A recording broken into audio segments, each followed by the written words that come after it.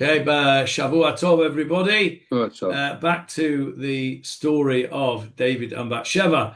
Now then, David Marks left us with a very interesting question at the end of last week's shiur. I actually did try and find something, couldn't find anything. Does anybody remember what homework David Marks set us last week? Even David doesn't remember. Okay, so I'll tell you what you set us, David. David said to us right at the end of last week, he quoted the Gemara in Sanhedrin that we will get to in our Sanhedrin shiur in about 50 years. He quoted the Gemara that said that David was wandering on the roof, having a little stroll, and Batsheva was bathing under a canopy on a roof below, and the Satan sent a bird. David shot at the bird and missed the bird and hit the canopy, thereby bringing the canopy down and revealing Batsheva. And David said that there was a film that was connected to this event. Well, I had a little look around. Not connected to the event, but where there's a scene that you could associate with this event. Well, I couldn't find it, and neither could ChatGPT, although I probably wasn't asking it the right questions. So come on, David, put us out of our misery. Tell us. What? Again? MASH. The shower scene in MASH. Bit before my time, MASH. Although I do remember the end. What do you mean? You're only a couple of years younger than me. Yeah, I wasn't allowed to watch it. She's in the shower. And the. What was her name? Hot Lips Houlihan. Hot Lips.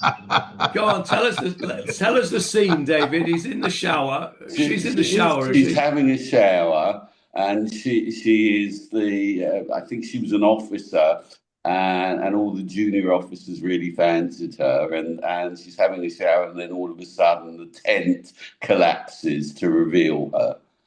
I see. That's very interesting. It's very reminiscent of the Gemara, isn't it? Yeah. What came first? Next week's homework is to find out who wrote that episode and whether it's likely. This was in the feature film. The film. Oh, in the feature film. Okay. Yeah. So in that case, the homework is to find out who wrote the script, whether he was Jewish, and whether he's likely to have known this Gemara in Sanhedrin. Okay, David, I'm appointing you to find out that information. And as soon as we finish this shiur, I'm going to go and watch the film MASH. It's a very good film. Very good. I'm sure you saw it in your youth, John. Probably, but I don't recall it. I remember not being allowed to watch MASH as a little kid because it was on late. It was on at 9 o'clock beyond the watershed time, and I wasn't allowed to watch it. So of course I did, but there you are. I don't remember that. I don't remember the film actually. Okay, well that's really interesting. We'll get to that Gemara in about 50 years, and I'll see if we can remember that. Bli Neder, when we get to that piece of Gemara, I'll find the clip from MASH, and I'll play it to you like I played you Leonard Cohen last week. Okay. In fact, maybe we'll do that next week as well. We'll try and find the clip. Bli Neder. Right, so we're talking about... Huh? It was a guy called Ring Lardner Jr. Oh, it sounds Jewish. But, so we're talking about the story of David and Batsheva. And as I said last week, I want to approach this by looking at it from the perspective of each of the participants in this story, either willingly or unwillingly. That's David, Batsheva, Uriah, and Yoav. They're the four main characters in this story. And we'd started to look at it from David's perspective. And to be honest, it wasn't looking good. David has seen this lady bathing on the roof. He goes and he says, go and find out who it is. Well, let's get let's get the text on the screen for you so you can see what I'm talking about. There it is. Jeffrey, verse 2 and 3, please. And it came to pass at the time of evening that David arose from his bed and walked upon the roof of the king's house. And he saw a woman bathing from the roof, and the woman was very beautiful. And David sent and inquired about the woman, and he said, Is this not Batsheva, the daughter of Eliam, the wife of Uriah the Hittite? Okay, stop there. So, the first thing we said, just a bit of recap from what we said last week. First of all, David's having a lovely time, schloffing in the afternoon, a bit of a siesta, while his troops are out at battle. And Tanakh is at pains to paint this picture that he's in the evening, he's got up, he's having a little stroll around, and he sees a beautiful woman. Well, everybody else is, in Gaza having a terrible time. Actually, they weren't in Gaza; they were up in the other side, in the north, in Ammon. But you know what I mean. And then, to make it all worse, he actually says, "Who is this woman?" And he finds out that she is a married woman. She's the wife of Uriah. 2, she's the daughter of one of his trusted officers. Eliam is one of his trusted officers. Okay. And 3, what does he know about her? He knows that she is accustomed to bathing on the roof, and therefore is probably a little bit of a promiscuous woman.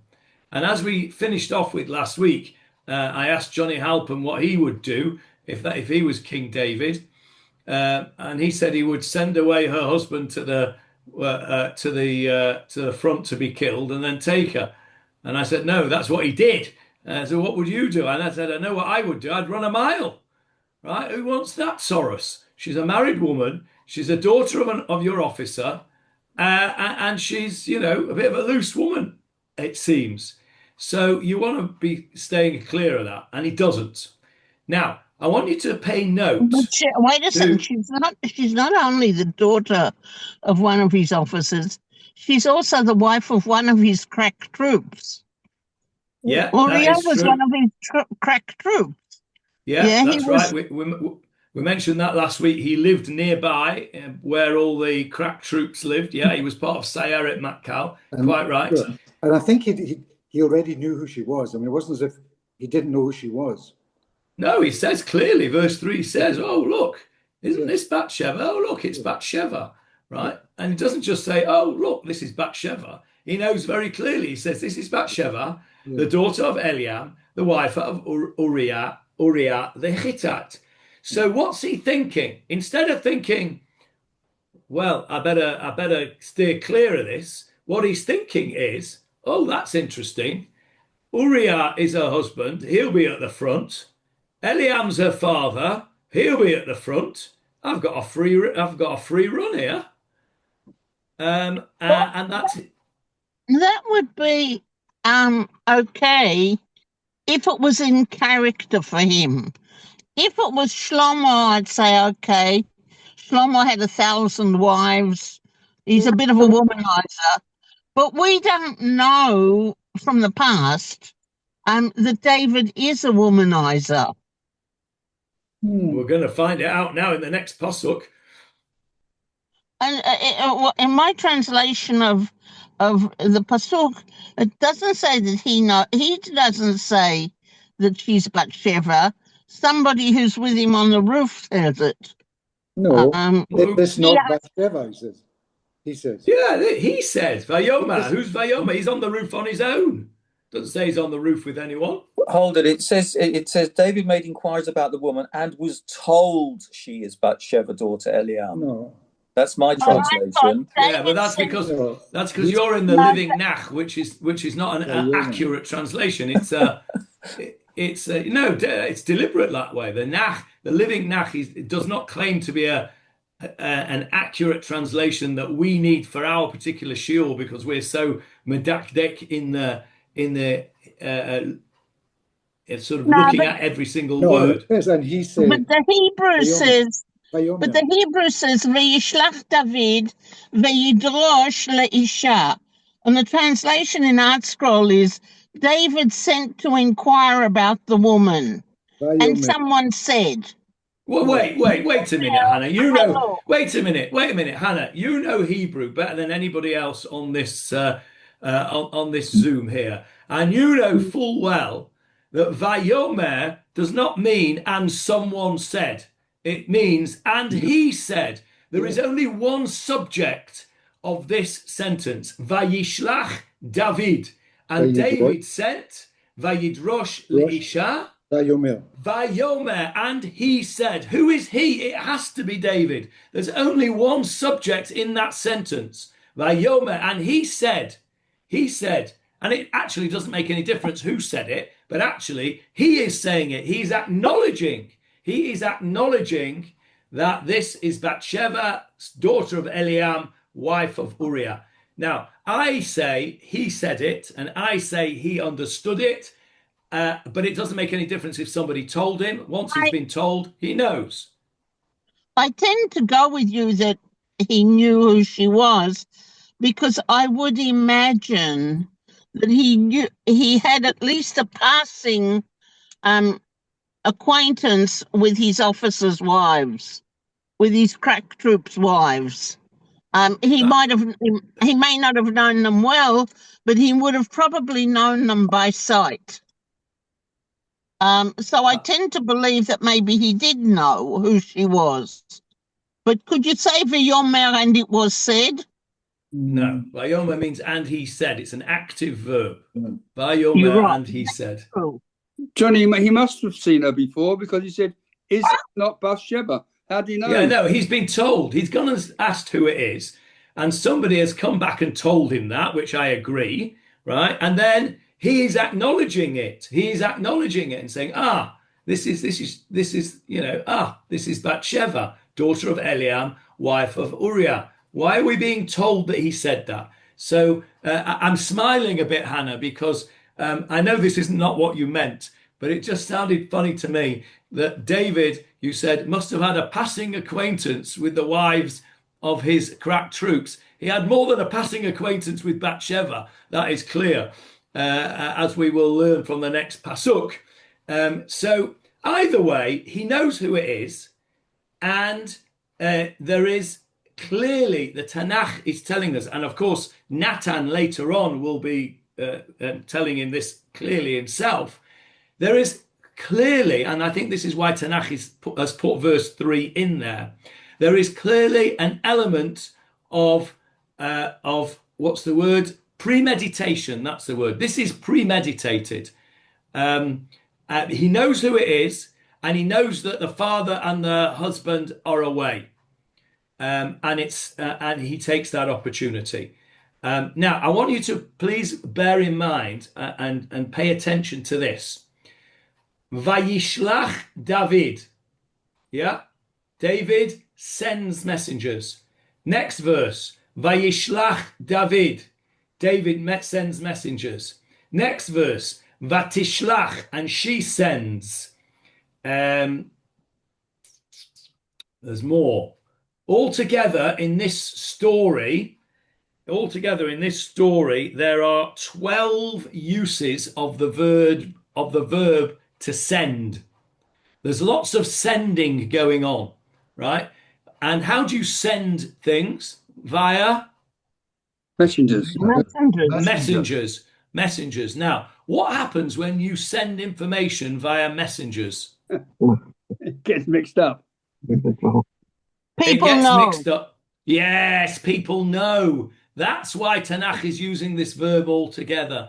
The whole thing here, David's downfall here, after having done the act that he shouldn't have done, his whole downfall was because it became known. Everybody knew about it. And Tanakh is telling us this by the multiple uses of the word send. Let's carry on.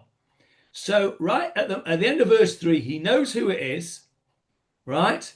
And again, it's not premeditated that he came across this woman and in the heat of the moment could not restrain himself. Verse 4 tells us very clearly what happens. Go on, Jeffrey, verse 4. And David sent messengers, and he took her, and she came to him, and he lay with her, and she was purified from her uncleanness, and she returned to her house. So he sent messengers, right? There's a premeditation, a clear premeditation about this. He's decided this is what he wants to do.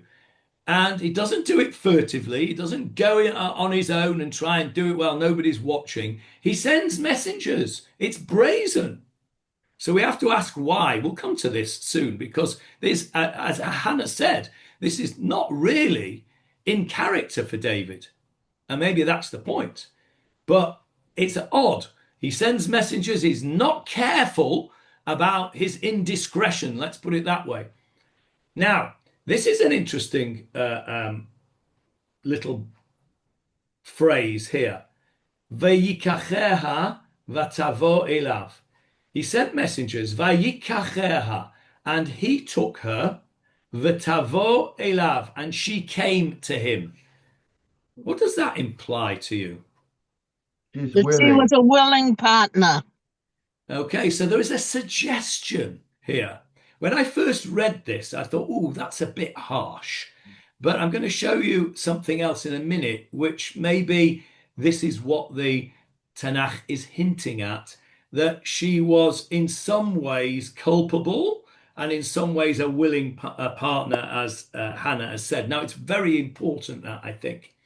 Now, can you think of another example where somebody who is somebody else's wife, at least according to the Midrash, is taken by the king and has relations with the king? Purim. Sarah. Purim. Sarah, Avram's Okay, wife. well, Sarah didn't have relations. yeah. Sarah, 1 second, Jackie. Sarah was taken by the king. You're right, Philip, and Hannah is right that God intervened and it didn't happen. There was no relationship. So you're right in one respect. Jackie says the Purim story, which is what I was thinking of. Let me take you to Megillat Esther, chapter 2. Do women have any choice in that? Did women have any choice in those times anyway? Hold that thought, Michael. Hold that thought, because that's an important thing. But let's just show the contrast between the language used by Tanakh in our story and the language used in Megillat Esther. On the screen for you is Megillat Esther, chapter 2. The story sits at this point where Vashti has been removed from the picture, and the king wants a new wife. And what does he do? He has a beauty parade. Everybody comes, and he's going to choose who he wants to have as the queen. Now, if you were a good Jewish girl, you would not put your hand up to go for this job, and especially if you were married to somebody else. So we know from the Midrash that there's an opinion that Esther was the wife of Mordechai. It doesn't say that and here. So, Okay. no, it doesn't. It's Midrash. You're right. It says he brought her up, but the Midrash says that he was her husband. Now, verse 8, Jeffrey, please. There's also an opinion that says he was her uncle. Yeah, it actually says it was her uncle. Actually says it was her uncle in the pasuk, Bat Dodo. I think it's uncle's daughter. That'd be his cousin. That makes her a cousin. Yeah, a cousin. Yeah, a cousin. Yeah, a cousin once removed. Okay, Jeffrey, read verse 8 for us, please. And it came to pass when the king's order and his decree were heard, and when many maidens were gathered to Shushan the capital, to the custody of Hegai, that Esther was taken to the king's house to the custody of Hegai, keeper of the women.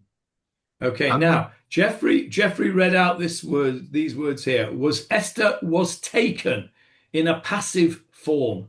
The Hebrew is vatilakach Esther, and it's correctly translated as Esther was taken.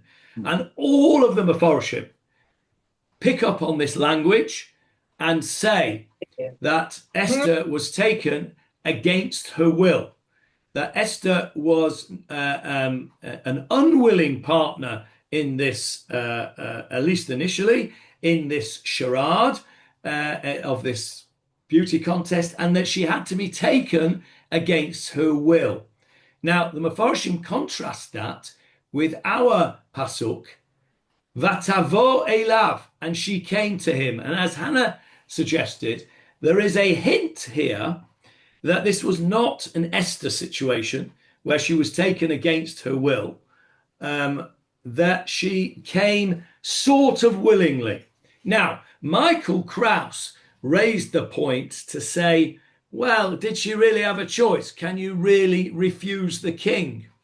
And again, many of the Mephoroshim raise that point, Michael, and they say that she had no choice. Now, let's assume, but at the moment, remember, we're looking at it from David's point of view, but we do need to just insert a little bit of Batsheva's feelings here whilst we talk about David. We'll come to Batsheva in a moment.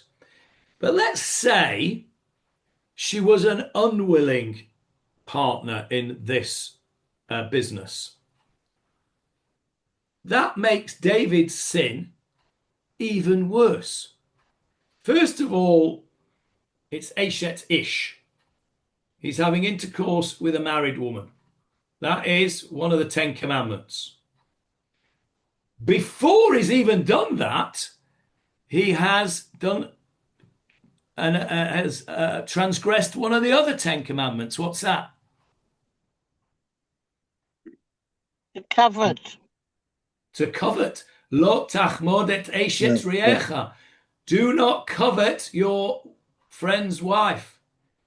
Well, I don't think you can get much more coveting than this, right? He's done that. He's done adultery. And if we say that she was unwilling, he's also committed rape. Johnny? Yeah. But on the other hand, it says, and David sent messengers. So she knew what was coming. So it wasn't, it couldn't have been rape. She knew exactly what he wanted. David sent messengers. She had no choice. Rape, even if she knows. He told her what was going to happen. Yeah, that doesn't mean that she came willingly. Well, she could have said no. No, she couldn't. And then what happens? No, she couldn't. That's the whole point. So anyway, at the very least, there's a suggestion. Wait a second. One sec. At the very least, there is a suggestion that this is rape. There is another suggestion that it wasn't rape because it says Vatavo elav and she came willingly, or it doesn't say she came willing, she came. And so there is a Gemara, which I'll show you in a minute once we've heard from Hannah. There is a Gemara in Ketubot 9a, which actually deals with this entire situation of whether it was willing, whether it was not willing. And we're going to have a look at that in a minute. Yes, Hannah, what did you want to say? You haven't mentioned that the text puts in here that she was cleansing herself from her impurity. Coming to that in a minute. We're coming to that later. And she conceived. And okay, we're coming to that later. Hold on to that. Hold on to it. So we'll leave that then. We're coming to it. Now you'll get a chance to comment on that because we're coming to it. So it's the next bit in the story. But I want to finish talking about this idea first. I'm going to take you to Ketubot. There it is on the screen for you. And I'll read the Gemara. The Gemara is talking about the background to this Gemara is talking about when a woman is forbidden to her own husband. In what situations is she forbidden to her own husband? And one of the situations she's forbidden to her own husband is if she is an adulteress. Okay, so a woman who has an adulterous affair, let's say, unlikely, but let's say there were two kosher witnesses who witnessed the actual act Affair. of adultery, and were able to testify in court that they actually saw the adultery. Let's just assume that for 1 second. That woman is no longer allowed to be married to her husband. Okay. Now, let's just go on here and see. So this Gemara is talking about various different situations where a woman is forbidden to her husband. Umi amar Rabbi Elazar achi. Did Rabbi Elazar not say this? Ein ha'isha ne'eseret al ba'ala, ela al iskei kinui ustira. He says, no, there is a caveat here. A woman is forbidden to her husband. A woman is forbidden to her husband due to adultery only, says the Gemara, over matters of jealous warning and seclusion. Right? And the Gemara over here, the Safaria explains, a wife is forbidden to her husband only in a case where he warns her not to seclude herself with a certain man, and witnesses testify that she subsequently entered into seclusion with him. So, man is married to a woman, and he says to her husband, he says to his wife, I've got a suspicion about you and Fred, right? I'm warning you, do not go into a situation where it could be suggested that you and Fred have had an adulterous relationship. Do not seclude yourself with Fred. No, Robert, I just need to not have that for a second. Hello, who said that? Who's iPhone 71? It sounded like Avril. Okay, she might have been talking to somebody else in the room. Okay, so Fred is not allowed to be secluded with this woman. And then the woman is secluded in a room with Fred, and there are witnesses to say that they saw that. Then she would then be forbidden to her husband, according to Rabbi Elazar. Now, I missed out two words in the Gemara. Look, I missed out this. Ukema'aseh shahaya, which means, and that is like ma'aseh, a story, shahaya, that there was. In other words, that is a story that happened. And it doesn't say what story they're talking about. This whole thing is talking about David and Batsheva without actually mentioning them by name. It's a fascinating concept here. It does. Wait. But excuse me, Johnny, Uriah was at the front having a war. He couldn't have known what was going on. Wait. What you've just said is exactly the prescription for Isha Sota, where he takes her to the Bet Mikdash, and she has to drink the water. Now, I don't know, it's probably a midrash, but the story of the two sisters, where the one is a sotah and the one is not, and her husband wants to take her to the Bet Mikdash, and she asks her sister to go instead of her. And she goes, and her sister drinks the water, and everything's fine. And then she comes back, and she kisses her sister, but she's still got a drop of the water on her lips, and the sister dies. The sotah. Now, I don't know if it's in the Gemara or if it's a midrash, but possibly that's Maseh Shahaya. No, they're talking about David and Batsheva here. It's very clear because you'll see later on. Okay, let's go on to the Gemara.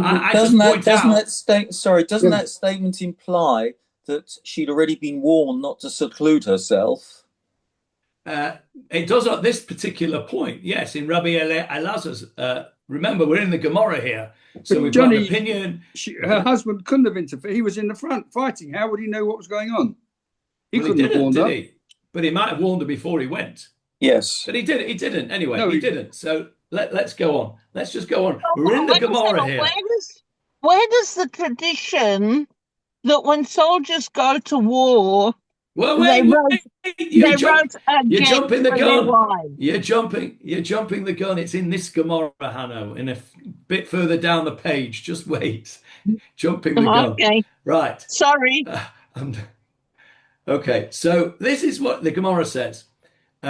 This is a Maaseh Shehaya, and the Perush here says it was the incident that transpired. You can see that's in bold type, and the non-bold type is the commentary involving David and Batsheva.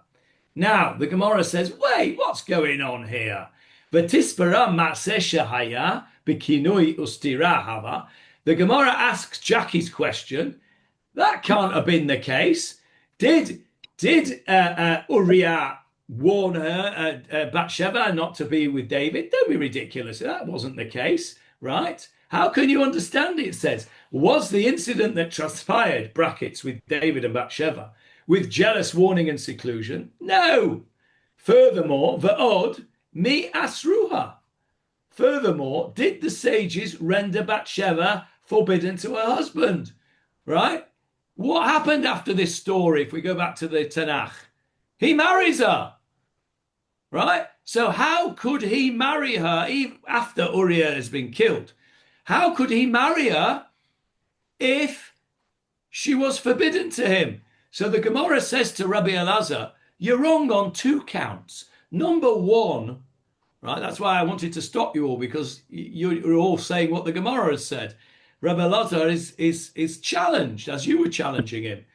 Right? He says, number one, she wasn't forbidden to David, clearly, because she went on to marry him and she went on to give birth to Shlomo HaMelech. Right? So she clearly wasn't forbidden to David. And secondly, there was no warning here because Uriah was nowhere near to be found. So there's a challenge here to Rebbe Elazar. The Gemara, the Perush adds on, had she been forbidden to her husband, she would also have been forbidden to David, based on the following principle. Just as an adulteress is forbidden to her husband, she's also forbidden to her paramour. It's a great word, her paramour. When did you last use that word in everyday language? Paramour. Very old-fashioned word. Anyway, the halacha is this. A woman who is found to have been in an adulterous relationship is forbidden both to the husband and to the paramour, right? And to the adulterer, okay? So she would not have been allowed to marry David. So the Gemara says to Rebbe Elazar, you're wrong. It can't be. What you said can't be. Now, Rebbe Elazar is going to give us a clever answer here. What's Rebbe Elazar's answer? Remember, we're learning Gemara right now. We're not learning Tanakh. We're learning Gemara. So we've got backwards and forwards and statements and counter arguments. So, Halo Kasha, says Rebbe Elazar, that's not a difficulty. I can answer that. Hachika Amor. This is the situation. Ein ha'isha ne'eseret al ba'ala ela al iskei kinui ostura. It's true. A woman is forbidden to her husband due to adultery only over matters of jealous warning and seclusion. Mima'aseh shehaya. It is derived exactly from this incident that transpired involving David and Batsheva. Delo havakino estira. There wasn't such a warning. Velo itasra. And therefore she wasn't forbidden. Do you understand what Rebbe Elazar has done? He's turned it on its head. He's used the question to give an answer. It's so clever. He said, you're right. That's exactly the situation. because we know that Batsheva was not forbidden to David because she went and married him, then it must be that she was not forbidden to him. And the reason she wasn't forbidden to him is because Uriah was at the front and he didn't warn her. Had he warned her, it would have all been different. So Rabbi Elazar turns the whole thing on its head. Very nice. Johnny, when was... No, that's fine. Let me finish this first. Let me finish this first. Mikol Mokom, nevertheless, he says, it is a kasha. There is a difficulty here. Kinui Yostira. If there was a warning and seclusion, yes, that does render his wife forbidden to him. And petach patuach la. If he finds that she wasn't a virgin on his wedding night, then that is that was what they were talking about before. That's a different story. Yes, Jackie. When was Uriah killed? Did he ever come back and find they'd been adulterous, or did he not know? He did come back, as we'll see in the thing. And David, well, I won't spoil the story. Hang on and you'll hear the story. Okay, you'll hear the story when we get back to Hold it. There is another point. How do we know that the baby that was conceived was actually David's, not Uriah's? Okay, we'll come to that as well in a moment. Cleansing herself. Yeah, we'll come to that in a moment. And that was why she was cleansing herself. She wasn't pregnant. Yeah. Hannah couldn't resist jumping in with that one. But I've got another thing. Wait, I want to finish the Gemara. I want to finish the Gemara and then we'll go back to the Tanakh and you can all say what you want to say. No, but also in connection with the Gemara. Okay, go on then. It took me to Michal and Paltiel, the story of the sword in the bed. Because had Paltiel been with Michal, then Michal could never have gone back to David. Pardon? If they were married, yeah. Remember we had that whole Gemara earlier on in Sanhedrin as to whether David and Michal were officially married. Shaul said they weren't, and that's why he gave it to Paltiel. But you're right. If she was married to David and then she went and had relations with Paltiel, she would then be forbidden to David. Correct. Right. Of course she was married because David said, "Send me back my wife."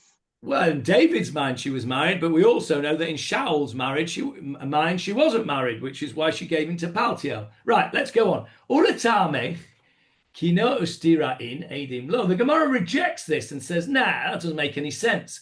Because you're telling me that if by means of jealous warning and seclusion, yes, in other words, if a man warns his wife and then it happens, she's forbidden. But if two witnesses come along, no, how can that be the case? Two witnesses is as clear as you can possibly get. So the Gemara says, no, you've misunderstood what Rabbi Elazar is saying. Rabbi Elazar is saying, okay, a woman is not rendered forbidden to her husband through one witness. We know that. One witness doesn't count. But for two witnesses, yes.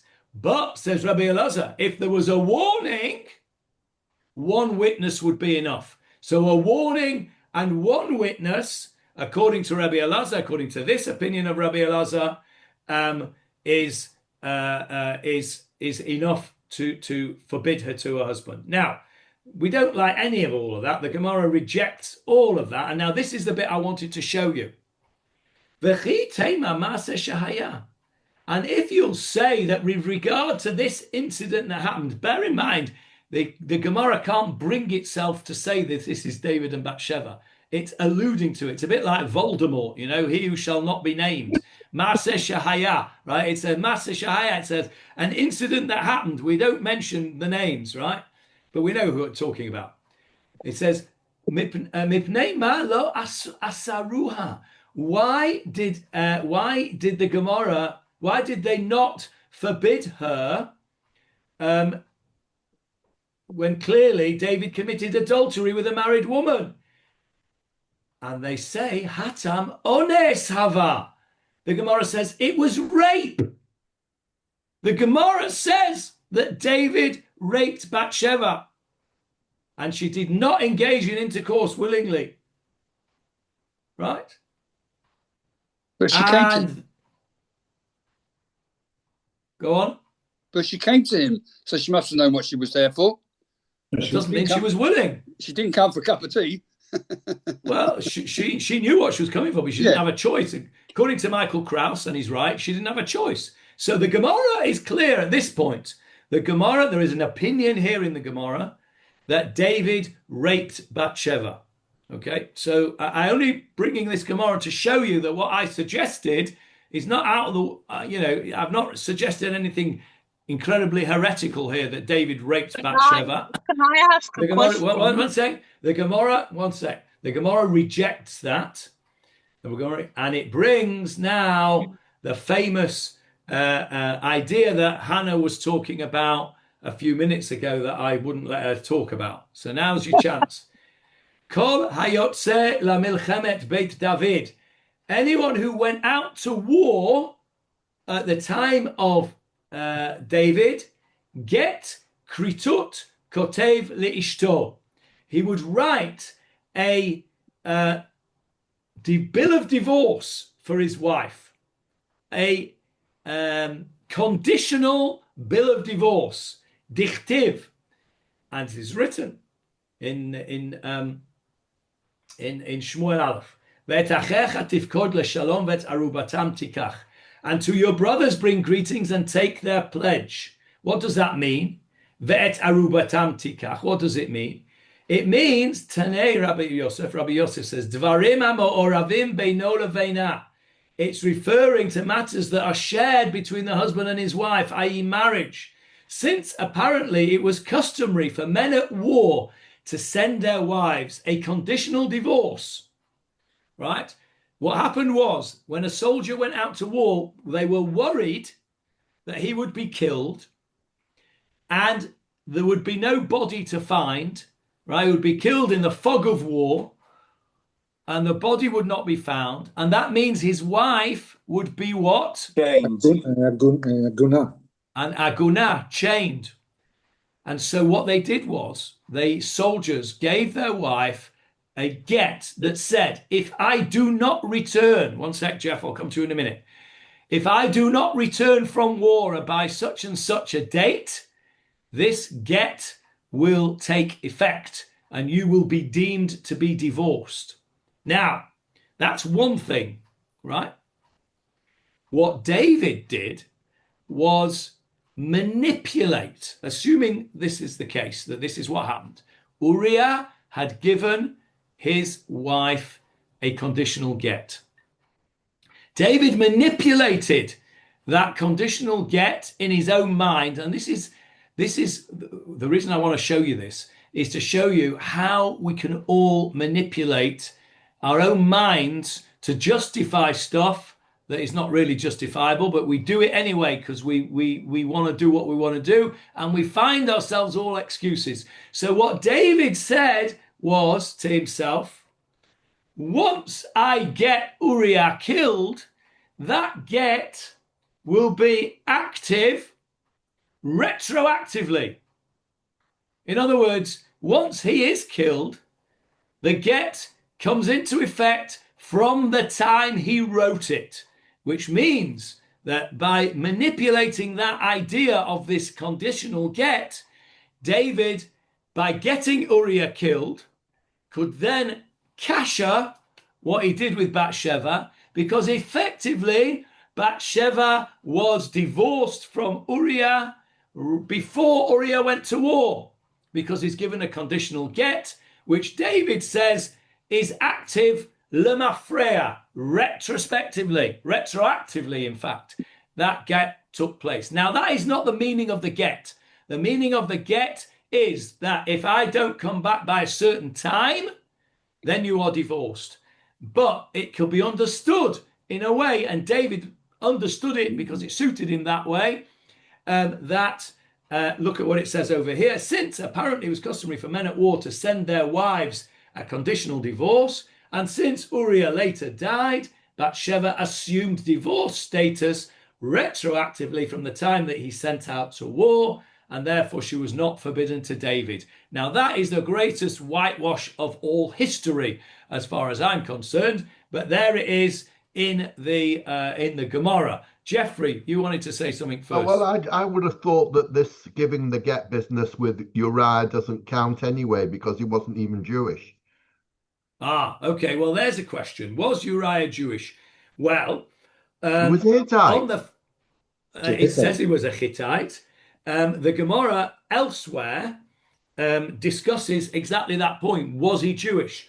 And there is an opinion that he was Jewish. He was fully Jewish, because I can't remember exactly now why we said he was fully Jewish. Would Just give me a sec. Batsheva be going to the mikveh if he was? That's right. That's right. Correct. That's right.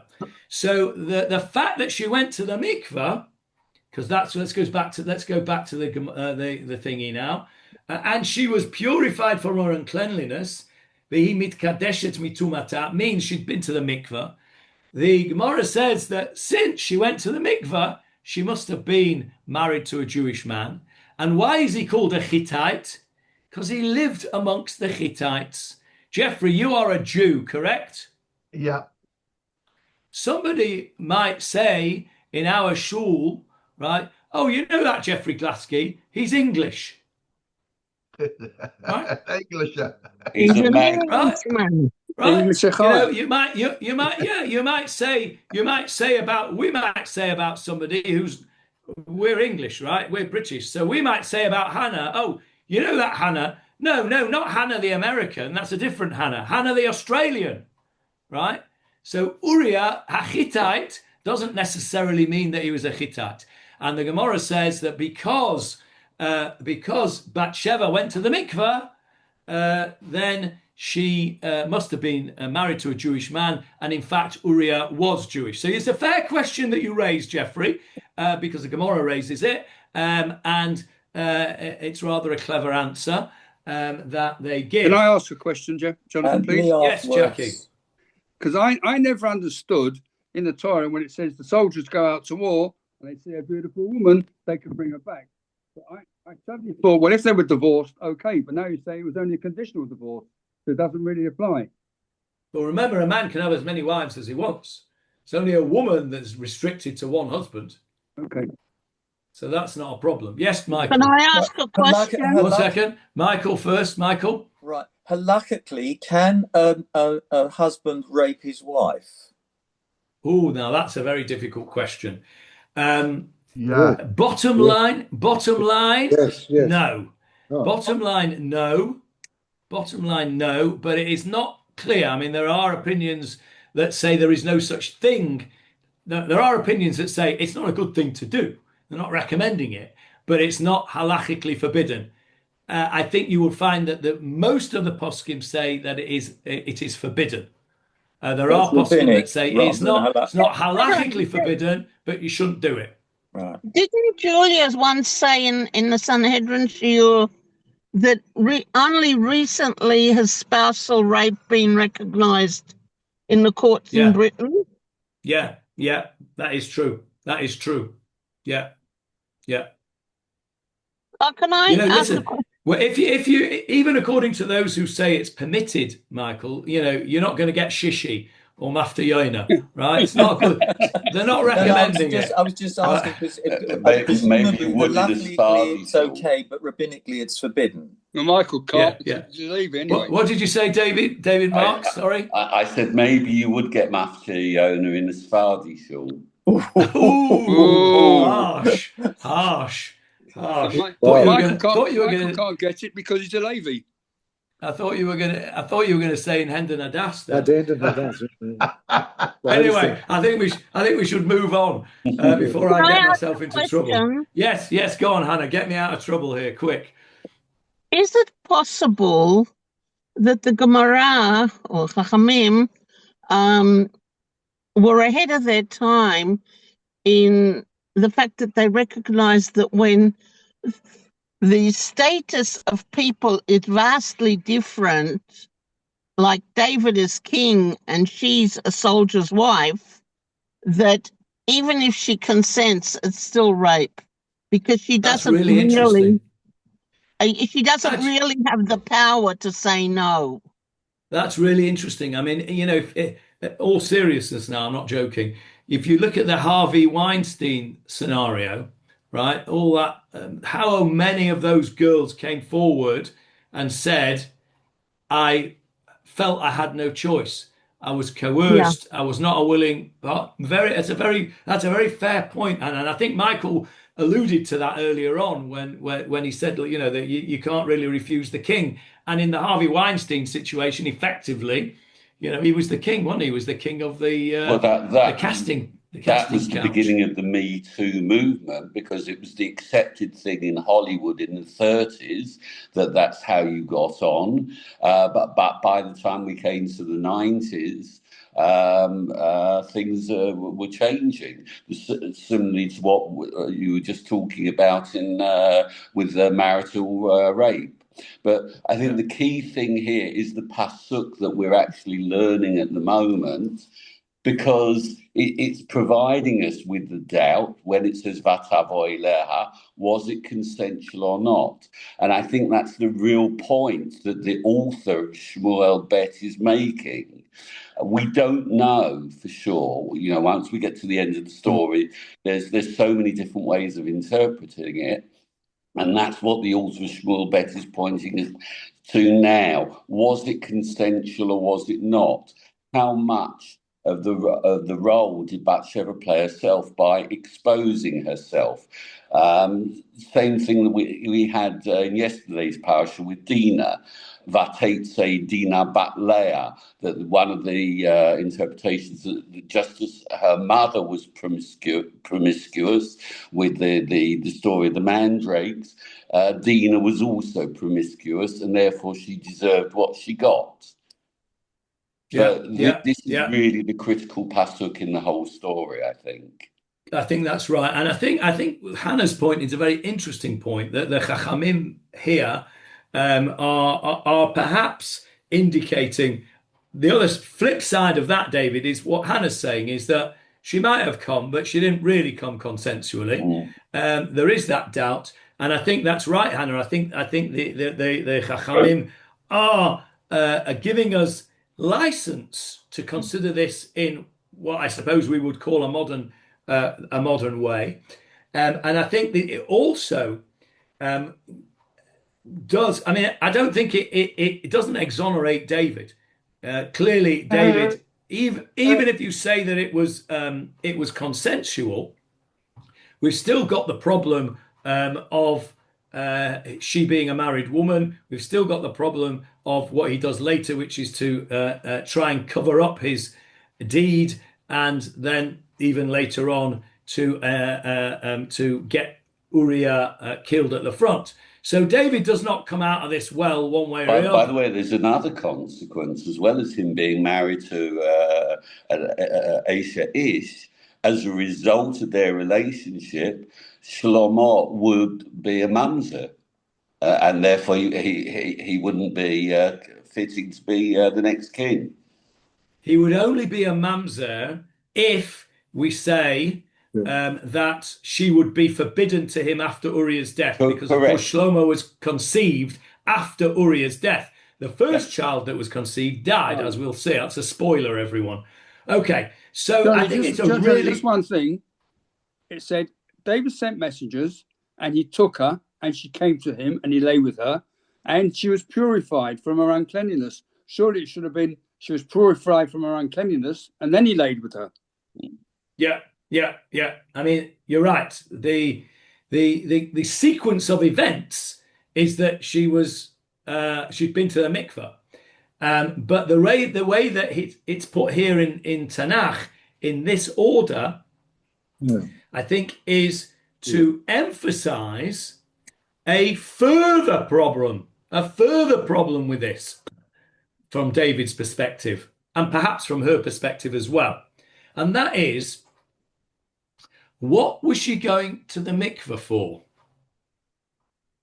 What does a married woman go to the mikveh for? To be with her husband. With her husband, yeah. To prepare herself to be with her husband.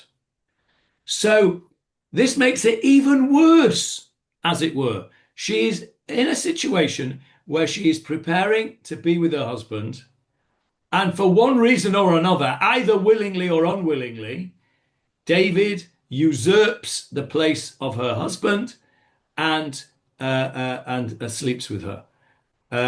Now, the reason that it's told, another reason why it's put here, Jackie, in the wrong order, as you quite rightly point out, is because of the next pasuk, which begins, Jeffrey, just verse 5, please. We'll come to you in a second, Philip.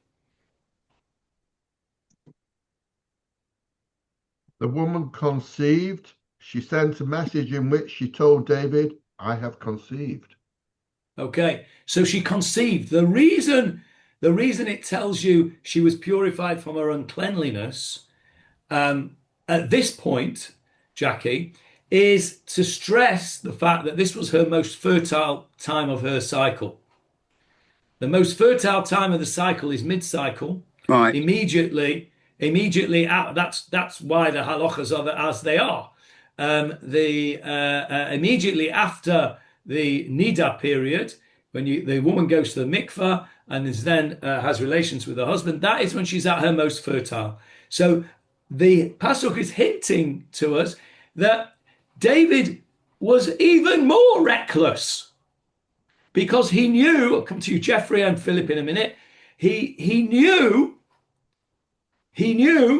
that she was at her most fertile point, and he still didn't. That's another reason. That's a fifth reason why you're to run a mile, right? You're going to get yourself into even more hot water, which is what happened. So there's a reason why it's out of place there, Jackie. You're right to point it out. It's out of place.